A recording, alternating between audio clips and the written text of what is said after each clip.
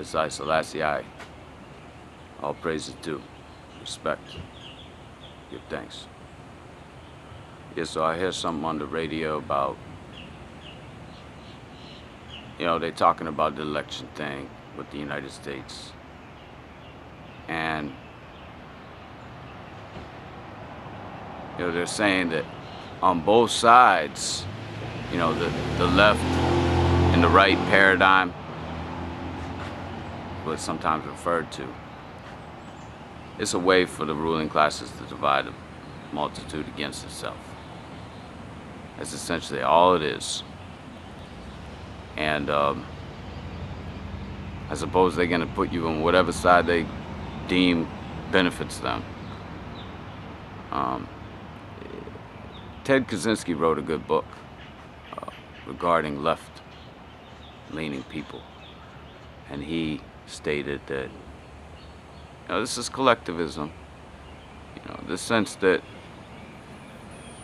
once people join in, they take on the purpose of the group, and so they forego all their creativity, those thoughts that come from within, in favor of whatever the group agenda is.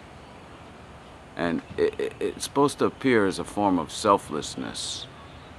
And yet, when a person has a conscience and knows something is right, knows something is wrong, if they do not follow their conscience and do what's right, then they will be led astray to a very dark place indeed.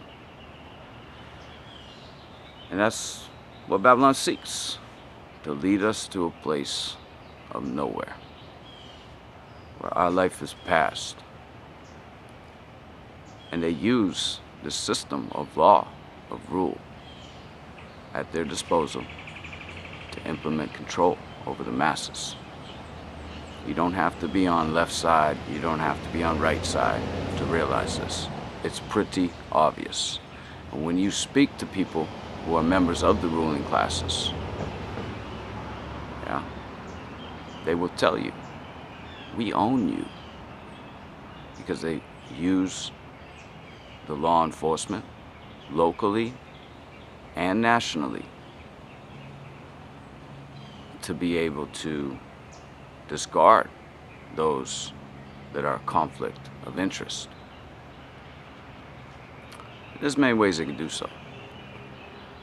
Their favorite method is to make people crazy. Isn't that what they attempted to do to Marcus Mosiah?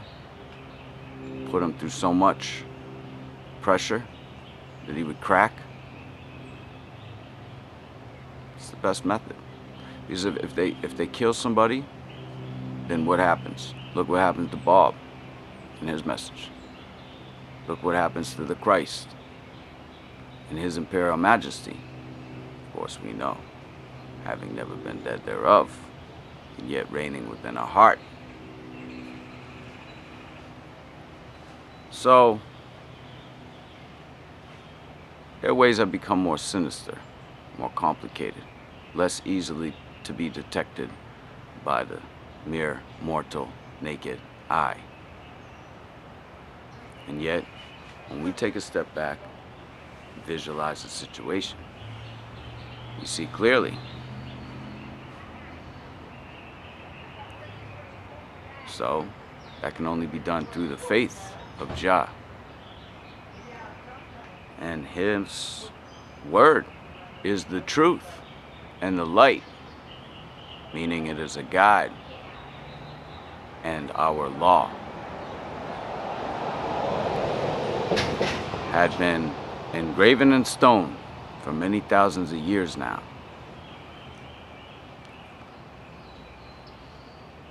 When we read from the gospel, we come to discover that the Christ was upholding the law and had said that he will continue to uphold the law.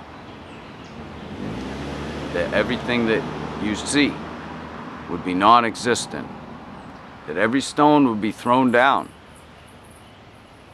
and yet the law would stand, that not one tittle would perish. He stated, they honor I with their lips, but their heart is far, and in vain do they worship the doctrines of men, laying aside the commandments of the Creator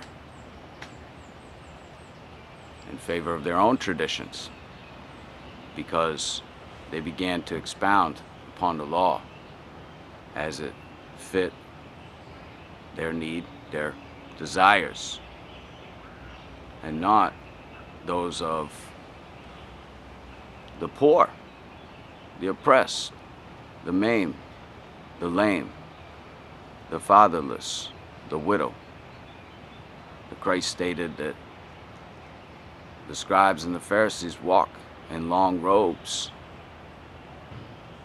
and love to sit in the highest seats of the synagogues, devouring the widows' houses. When he was asked, is it lawful to give tribute unto Caesar? His response was, show I this coin, whose image and superscription is this? Render unto this what is of this, and render unto I what is of I.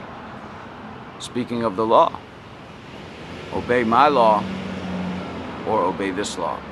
No man can serve two masters. Either will serve Jah, the Most High, or Mammon, the man.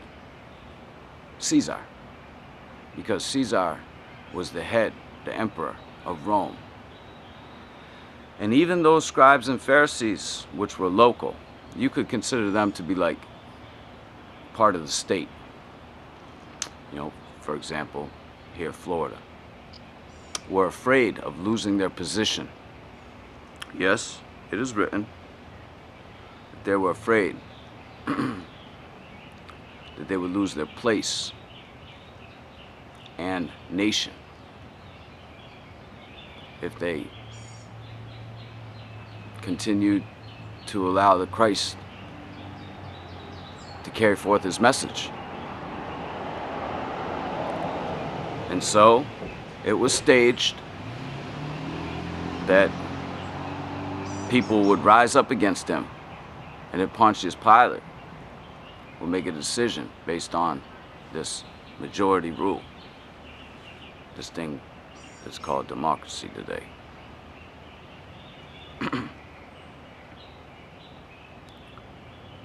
You know, they had accused him of being besides himself, of casting out devils through the prince of devils, Beelzebub. Is also known as the Lord of the Flies.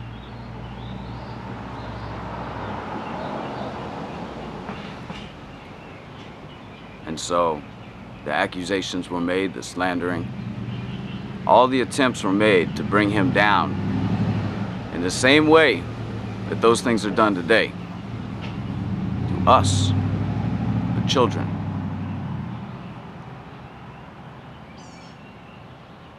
And if they do not succeed,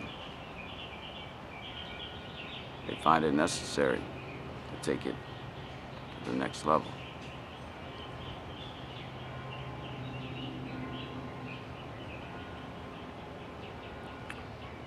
So, when I listen to the radio and it says that people on both sides of political spectrum, the left and the right paradigm, so to speak, what they call it, it's non-existent.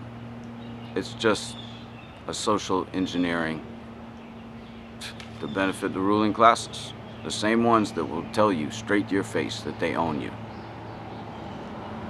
They use the capital that they possess, the networks, the technologies that give them that leverage, the fast computers, the fast modes of transportation,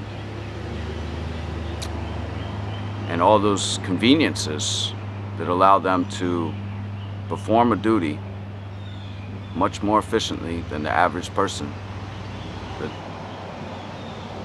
999 people out of 1,000 could do. It gives them a simple advantage. It's very obvious. And the government comes into play because those that are elected officials are working at the behest of big corporations, because the corporations hire jobs locally in their area. And if they don't serve those corporations, those gods, those idols, those things that were made with man's hands, and a lot of people around them may be upset. And also the corporations will assist these elected officials to have the information they need so that they can present a strong case of their performance. So it goes back to convenience again. But this thing is a struggle that we go through, a rocky road. We are not looking to serve ourselves. We're looking to serve the master, our master.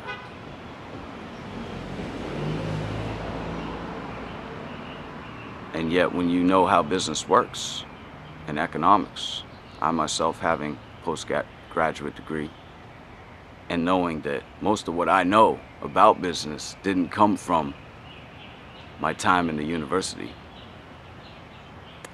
It came from reading. It came from thinking. You know, if you listen to others, you're not thinking for yourself. And really allowing you to see how it works, then you will know that businessmen are merciless. They get to a point, an area, where they think, same as the subordinates, if I don't do this, I may lose my job, or I may lose money. And we know emotionally it's more of a hardship to lose than to gain. For example, if you lose $100 you had in your pocket, it hurts. If you gain $100 on the lottery, it may make you feel good, but that emotional impact won't be as severe as it was from the loss. So once these individuals have acquired the assets, even the status that they have, the reputation, they're so afraid of losing. The government can work as a tool in both ways. They can work to attempt to bring people more closer to it, become more dependent on it, by holding some actions and behaviors against them that they're aware of, to not make them public. Yeah. You know, so it is a two-edged sword to them. It's their own two-edged sword, because they use this man-made institution to further their benefits, and also it becomes like a snare to keep them locked in. And in the end, these people are afraid. They're afraid of losing what they have. They're afraid. They know it could happen in an instant. The world has a way of reacting upon things differently. But as we move forward into this Mark Beast digital age, we notice that people are less concerned with the integrity of others. They're just mostly concerned with what they can get right here, right now, and maybe a little bit later too. And that consumes them. They're utterly consumed in their minds. But let us make no mistake, this system of institutions is designed by the ruling classes, the same ruling classes that existed in the days of the Christ, and exists to oppose its will upon others, to force others into labor to benefit those selected few individuals. The educational system, the universities, the brain drain, the information that's gathered from that resource, where does it all go? You know, can anybody, 999 people on the street, tell us, what has the university done for you?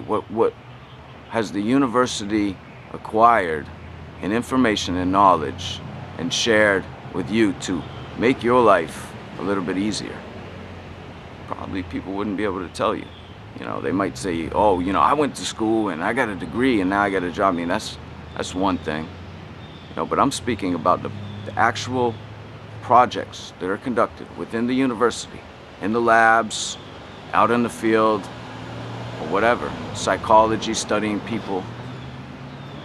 That information that was acquired, the conclusion thereof, where does it go? It goes to the ruling classes. They use that information in their work to advance their purpose, and their purpose only. That's the Western education system. The military, you got divisions like DARPA. Has anybody benefited from those projects? I mean, we have the internet, and people love the internet, but the internet's doing a whole nother thing to us. How many people sit down any time of the week with their friends or with their family and do internet surfing? You don't, because one person's interested in seeing one thing in one way at their pace and their, you know, on their time, and another person interested in an entirely different way. So it's not a group.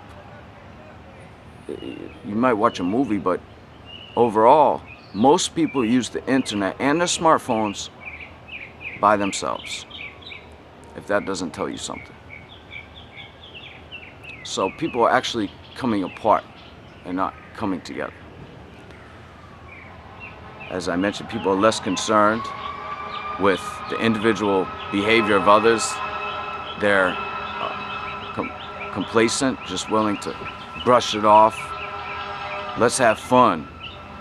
You know, they disguise behind positivity, but how many of them have ill feelings in their heart and carry around ill feelings, thinking about taking advantage of their neighbors in whatever way they can, or taking as much as they can from wherever they can? Even murders and adulteries that they harbor. And so there's nothing positive out of sin. Nothing positive comes from sin. Only negativity, only destruction and death. And yet our way, although it may be a struggle, it brings us to everlasting life.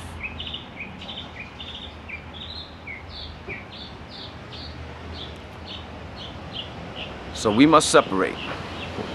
We must find a way to become independent from this man-beast that some people consider to be God.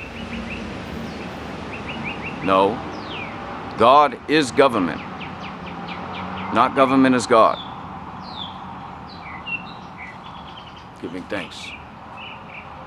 Jah Rastafari.